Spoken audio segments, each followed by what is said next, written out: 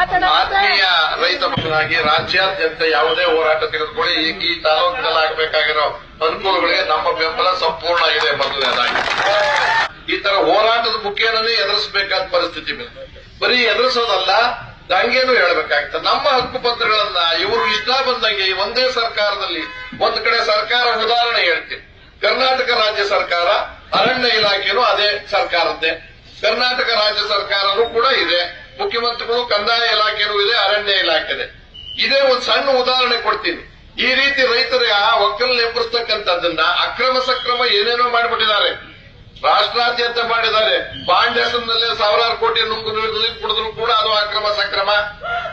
ಮತ್ತೆ ನಿಮ್ಮ ಯಾವ್ಯಾವ್ದೋ ಇದರ ನಿಗಮ ಮಂಡಳಿ ದುಡ್ಡು ತಿಂದ್ರು ಕೂಡ ಅಕ್ರಮ ಸಕ್ರಮ.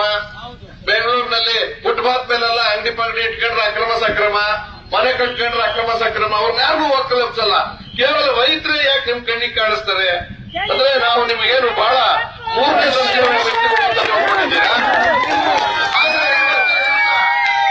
ಇವತ್ತಿನ ದಿವಸ ನಾವು ಊಟ ಮಾಡ್ತಾ ಇರೋದು 80% ರೈತರ ದುಡಿಮೆ ಶ್ರಮದಿಂದ. ಆದ್ರೆ ಅನ್ನ ತಿಂತಾ ಇರೋ ನಾವು ಅವ್ರಿಗೆ ಅನ್ಯಾಯ ಮಾಡ್ತಕ್ಕಂಥದ್ದು. ಅದು ಇಲ್ಲ ಸರ್ಕಾರ ಇಲಾಖೆ ಇರ್ಬೋದು, ರಾಜಕಾರಣಿಗಳಿರ್ಬೋದು, ವ್ಯಾಪಾರಸ್ಥರಿರ್ಬೋದು, ಎಲ್ಲರೂ ಕೂಡ ಬಹಳ ಯೋಚನೆ ಮಾಡಬೇಕಾಗಿರೋದು. ಕೆಲವರಿಗೆಲ್ಲ ಇದು ಪೆನ್ಷನ್ ಇದೆ, ಸರ್ಕಾರದ ಸಂಬಳ, ವರ್ಷ ಹೆಚ್ಚುವರಿ ಇದೆ, ಅನುಕೂಲಗಳಿದೆ. ಈ ರೈತರಿಗೆ ಯಾವ 10 ಇಸ್ವಿನಲ್ಲಿ ಹೇಳ್ತಾರೆ ಒಂದು ಮಾಗಡಿ ತಾಲೂಕು, ನಾನು ಮಾಗಡಿ ತಾಲೂಕು ರಾಮನಗರ ಜಿಲ್ಲೆಯಲ್ಲಿ ಆಗಿತ್ತು. ಜಿಲ್ಲಾಧಿಕಾರಿಗಳು ಒಂದು ಪತ್ರ ಬರೆದಿದ್ದಾರೆ, ಇವತ್ತು ನಿಮಗೆ ತೋರಿಸ್ತಾ ಇದ್ದೀನಿ ಅದನ್ನು. ಆದೇಶ ಏನು ಮಾಡಿದ್ದಾರೆ, ವಿಷಯಕ್ಕೆ ಗಮನಿಸುವುದಿಲ್ಲ. ಜಿಲ್ಲಾಧಿಕಾರಿಗಳೇ ಹೇಳೋ ಮಾತು ನಿಮ್ಮದೇ ಸರ್ಕಾರದಲ್ಲಿ ಉದ್ಭವಿಸುವುದಿಲ್ಲ. ಹಾಗೂ ಫಾರಂ 50-53 ಅರ್ಜಿದಾರನ್ನು ಒಕ್ಕಲ್ಪಿಸಬಾರದೆಂದು ಸೂಚಿಸಿದೆ. ಆದ್ದರಿಂದ ಕಳೆದ 40-50 ವರ್ಷಗಳಿಂದ ಅರಣ್ಯ ಪ್ರದೇಶಗಳಲ್ಲಿ ಸಾಗುವಳಿ ಮಾಡಿಕೊಂಡು ಫಲಾನುಭವಿಗಳ ಹೆಸರಿಗೆ ಖಾತೆ, ಪಹಣಿ ಇನ್ನು ಮುಂತಾದ ದಾಖಲೆಗಳು ಕಂದಾಯ ಇಲಾಖೆಯಲ್ಲಿ ನಮೂದಾಗಿದ್ದಲ್ಲಿ ಅಂತವರನ್ನು ಒಕ್ಕಲಿಸಲು ಅವಕಾಶವಿರುವುದಿಲ್ಲ. ಕಾರಣ ಕಂದಾಯ ಇಲಾಖೆಯಿಂದ ಹೊಂದಿರುವ ಫಲಾನುಗಳನ್ನು ಒಕ್ಕಲಿಸಬಾರದೆಂದು ಈ ಬಗ್ಗೆ ಅಗತ್ಯ ಕೈಗೊಳ್ಳಲು ಆದೇಶಿಸಲಾಗಿದೆ. ಜಿಲ್ಲಾಧಿಕಾರಿಗಳೇ ಕೊಟ್ಟಿರ್ತಕ್ಕಂಥ ನಿಮ್ಮದೇ ಸರ್ಕಾರ. ಆ ಜಿಲ್ಲೆಯಲ್ಲಿ ಈ ತರ ಇದ್ದಾಗ ಚಿಕ್ಕಮಗಳೂರಿಗೆ ಯಾಕೆ ಸ್ವಾಮಿ ಅನ್ಯಾಯ? ಚಿಕ್ಕಮಗಳೂರು ಬೇರೆ ರಾಜ್ಯದಲ್ಲಿ ಇದೆಯಾ? ಬೇರೆ ದೇಶದಲ್ಲಿ ಇದೆಯಾ? ಲಕ್ವಳ್ಳಿ ಎಲ್ಲಿದೆ? ತರೀಕೆರೆ ಎಲ್ಲಿದೆ? ಇದಲ್ಲದೆ ನೋಡಿ, ಅರಣ್ಯ ಇಲಾಖೆಯಲ್ಲಿ ಒಂದು ನಿಮಿಷ ಸ್ವಲ್ಪ ಇರಿ. ಬಗ್ಗೆ ಸದರಿ ವಿಷಯದಲ್ಲಿ ಈವರೆಗೆ ತೆಗೆದುಕೊಂಡಿರುವ ಕ್ರಮದ ಬಗ್ಗೆ ಪರಿಶೀಲನೆ ಕೈಗೊಳ್ಳುತ್ತಿರುವುದರಿಂದ ಬೆಂಗಳೂರು ಗ್ರಾಮಾಂತರ ಅರಣ್ಯ ವಿಭಾಗಕ್ಕೆ ಸಂಬಂಧಪಟ್ಟ ಕೇಂದ್ರ ಸರ್ಕಾರದ ಅನುಮೋದಿಸಿರುವ ಕುಟುಂಬಗಳ ಸಾಗುವಳಿದಾರರ ಪಟ್ಟಿ ಮತ್ತು ಅರಣ್ಯ ಭೂಮಿಯ ವಲಯವನ್ನು ವಿವರಗಳನ್ನು ಮತ್ತೊಮ್ಮೆ ಈ ಪತ್ರವನ್ನು ಲಗಸಿ ತಮ್ಮ ತಕ್ಷಣ ಮಾಹಿತಿಗಾಗಿ ಕಳಿಸುತ್ತಾ 5 ಸರ್ಕಾರಿ ಆದೇಶದ ಷರತ್ತುಗಳಿಗೆ ಒಳಪಟ್ಟು ಅರ್ಹರಿರುವ ಕುಟುಂಬಗಳ ಸಾಗುದಾರ ಪಟ್ಟಿಯನ್ನು ಮರು ಟಪಾಲ್ ಜರೂರಾಗಿ ಕಳಿಸಿಕೊಡಬೇಕಾಗಿ ಕೋರಲಾಗಿದೆ. ಇದು ಅರಣ್ಯ ಇಲಾಖೆ ಇದೆ. ಅಂದ್ರೆ ಏನಿದ್ದು ಮಲ್ತಾಯಿ ಧೋರಣೆ ಎಂತದ್ದು ನಿಮ್ಮದು? ಯಾಕೆ ಇದು ಹೋರಾಟ ಮಾಡ್ಬೇಕಾ ನಮ್ಮ ಹಕ್ಕನ್ನು ನಾವು ಪಡೆಯಕ್ಕೆ? ಆಮೇಲೆ ಅದರೊಳಗಾಗಿ ನೀವು ಬೇಕಾದ್ರೆ ಮಾಡ್ಕೊಳ್ಳಿ, ಅನ್ಯಾಯ ಮಾಡ್ಕೊಂಡು 100 ಎಕರೆ ಇರೋರು ಕೂಡ ಅರ್ಜಿ ಹಾಕೊಂಡಿದ್ರೆ ಅವ್ರನ್ನ ಕಿತ್ತಾಕಿ, ಬೇಡ ಅಂದಿಲ್ಲ. 2 ಎಕರೆ, 3 ಎಕರೆ, 4 ಎಕರೆ ಅದೇ ಜೀವನ ಮಾಡ್ಕೊಂಡು ತೋಟ ಮಾಡ್ಕೊಂಡು ಇಷ್ಟು ದಿವಸ ಶ್ರಮ ಪಟ್ಟು ಅದ್ರ ಬೆಲೆಯನ್ನು ನೀವು ನುಗ್ತಾ ಇದ್ದೀರಿ, ನಾವು ನುಗ್ತಾ ಇದ್ದೀವಿ. ಆದ್ರೆ ನೀವು ಬೇಡ ನಮಗೆ, ನೀವು ಮಾಡಿದ್ದೆಲ್ಲ ಕೆಲಸ ಬೇಕು, ನೀವು ಬೇಡ ನಮಗೆ ಅನ್ನೋದು ಹೇಗೆ? ಅದಕ್ಕೆ ಇಲ್ಲಿ ಅರಣ್ಯ ಇಲಾಖೆ ಡಿಪಾರ್ಟ್ಮೆಂಟ್ ಎದುರುಗಡೆ ಹೇಳ್ತಾ ಇದ್ದೇನೆ, ಸರ್ಕಾರದ ಗಮನಕ್ಕೆ. ಇಲ್ಲಿನ ಶಾಸಕರ ಮೇಲೂ ಅಪಾರವಾದ ಪ್ರೀತಿ ಇರೋದ್ರಿಂದ ಜರೂರಾಗಿ ಇದಕ್ಕೆ ಗಮನ ಕೊಡಬೇಕಾಗಿದೆ. ನೀವು ನಿಮ್ಮದೇ ಸರ್ಕಾರ ಇರೋದ್ರಿಂದ ಒತ್ತಾಯ ಮಾಡಿ. ಮಾನ್ಯ ಮುಖ್ಯಮಂತ್ರಿಗಳ ಗಮನಕ್ಕೆ ಬಂದಿದೆಯೋ ಇಲ್ಲವೋ ಗೊತ್ತಿಲ್ಲ, ಕಂದಾಯ ಮಂತ್ರಿಗಳಿಗೆ ಬಂದಿದೆಯೋ? ಜಾರ್ಜ್ ಅವರಿಗೆ ನಾನೊಂದು ಪತ್ರ ಬರೀತೀನಿ, ಅವ್ರು ಜಿಲ್ಲಾ ಮಂತ್ರಿಗಳಲ್ವಾ, ಇಲ್ಲಿಗೆ ಒತ್ತಾಗಿ ಮಾಡಲೇಬೇಕು, ಇಲ್ಲದೆ ಹೋದ್ರೆ ಜನಾಂದೋಲನ ಆಗುತ್ತೆ ಜಾರ್ಜ್ ಅವರಿಂದಲೇ ಹೇಳ್ತೀನಿ ನಾನು. ಮತ್ತೆ ಕಂದಾಯ ಇಲಾಖೆಯ ಅರಣ್ಯ ಇಲಾಖೆಯ ಪ್ರಕಾಶ್ ಖಂಡ್ರೆ ಅವರು ನೇರವಾಗಿ ಮಾತನಾಡ್ತೀನಿ.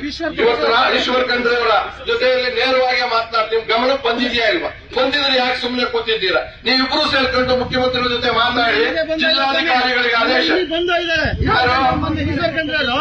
ನಮ್ಮ ತರೀಕೆರೆ ತಾಲೂಕಿಗೆ ಬಂದು ಅಧಿಕಾರಿಗಳ ಕುಟುಂಬಕ್ಕೆ ಅನುಕೂಲ ಆಗಕ್ಕೆ ಕೊಡಬೇಕಲ್ಲ, ಆ ಕಾರಣಕ್ಕೆ ಹೇಳ್ತಾ ಇದ್ದಾರೆ.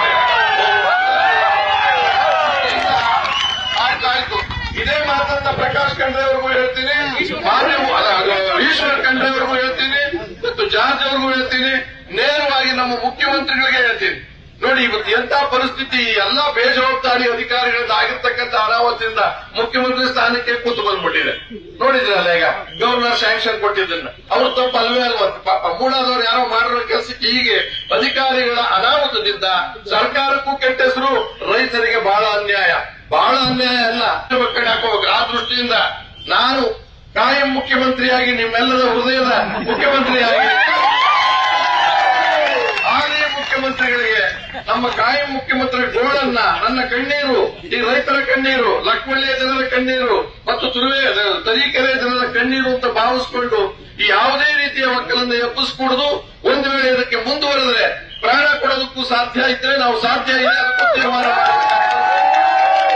ಇಡೀ ಜಿಲ್ಲೆ, ಇಡೀ ತಾಲೂಕಿನ ಎಲ್ಲರೂ ಸೇರ್ಕೊಂಡು ಸಂಪೂರ್ಣವಾದ ಹೋರಾಟವನ್ನ ಅದು ಯಾವ ಮಟ್ಟಕ್ಕೆ ಬೇಕಾದ್ರೂ ಸಿದ್ಧ ಇದ್ದೀನಿ ನಾನು ಕೂಡ ಅಂತ ಹೇಳಿ ನಮ್ಮ ಆಮ್ ಆದ್ಮಿ ಪಕ್ಷ ಇಲ್ಲಿನ ಜಿಲ್ಲಾಧ್ಯಕ್ಷರಿಗೆ, ಇಲ್ಲಿನ ತಾಲೂಕು ಮಟ್ಟದವರಿಗೆ ಸಂಪೂರ್ಣ ಇವರ ಜೊತೆ ಸೇರ್ಕೊಂಡು ನೀವು ಕೈ ಜೋಡಿಸಿ ನಾನು ಇನ್ನು 2-3 ದಿವಸದಲ್ಲಿ ಎಲ್ಲಾ ಪತ್ರವನ್ನು ಬರೆದು ನಿಮಗೆ ಕಳಿಸ್ಕೊಡ್ತೀನಿ. ಈ ಸಂಘದವರು ಯಾರಿದ್ದೀರೋ ಅವರಿಗೆ ಕಂಡ್ರೆ ಅವರಿಗೆ ಆಗಿದೆ. ಈ ಜನ ನಮಗೆ ಬಹಳ ಮುಖ್ಯ ಆಗಿದೆ.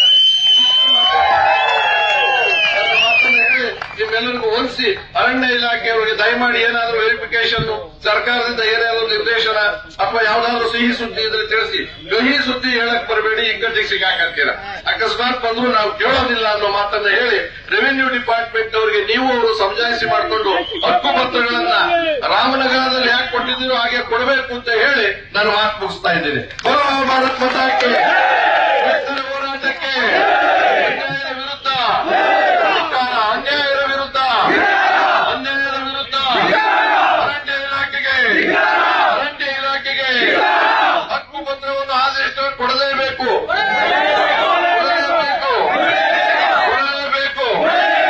ಇಲ್ಲದಿದ್ದರೆ ನಿರಂತರ ಹೋರಾಟವನ್ನು ಮಾಡ್ತೇವೆ. ಧನ್ಯವಾದಗಳು. ನ್ಯೂಸ್ ಫಸ್ಟ್ ನಿರ್ಭೀತಿಯಿಂದ ನಿಮ್ಮ ಪರವಾಗಿ.